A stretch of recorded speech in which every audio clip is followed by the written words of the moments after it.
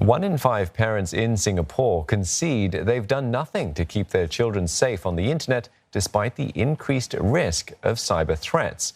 More than 3,400 parents across 11 countries in the Asia-Pacific have been surveyed by Google. 300 were from Singapore, with children aged 5 to 17. Tan Se-hui with more.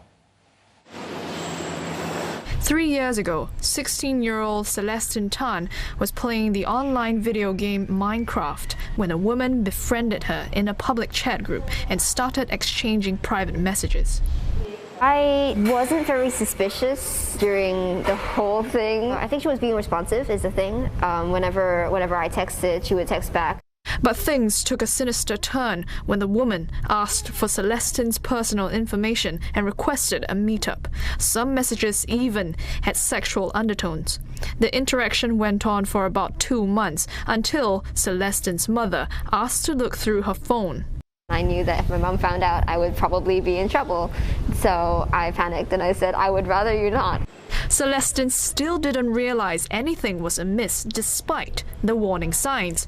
But it became clear when her mother read all of the messages. Celestine was talking to an online groomer. Grooming is an act of building trust with the intention of exploiting a child. The photo that they sent across was a photo of a lady. But if my husband and I, we looked at it, it looks like a man in wig lah. My first instinctive reaction was anger, and then there was a lot of fear about what would have happened if I didn't see this. Madam Quek isn't alone. According to a survey conducted by Google, about 35% of parents here say their children have received unwanted attention from strangers online last year. That's on par with the Asia-Pacific category.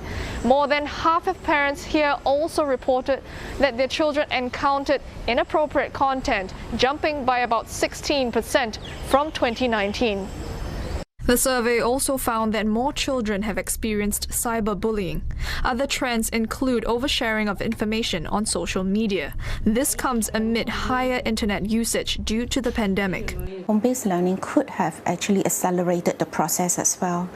I think what is needed then is education, which means we educate them how to actually assess safe sites. Parents then have got to also step up their efforts too. So we did notice that when the school structure is still there, parents are a bit less concerned. Once the kids are entirely at home and the parent has to do schooling from home, then the concerns kind of go up. Despite greater awareness of these problems, 20% of parents surveyed are still not taking steps to supervise their children's internet use. Singapore was the 3rd worst performing country in terms of starting online literacy at home after Japan and Australia. I think it is important that they provide an open communication kind of channel at home so that children can actually come to them and actually talk to them about it all day, telling the children, what to look out for. The bond between Madam Quek and her daughter is now stronger than before. Since the incident, random checks are done to ensure Celestine isn't speaking with strangers online.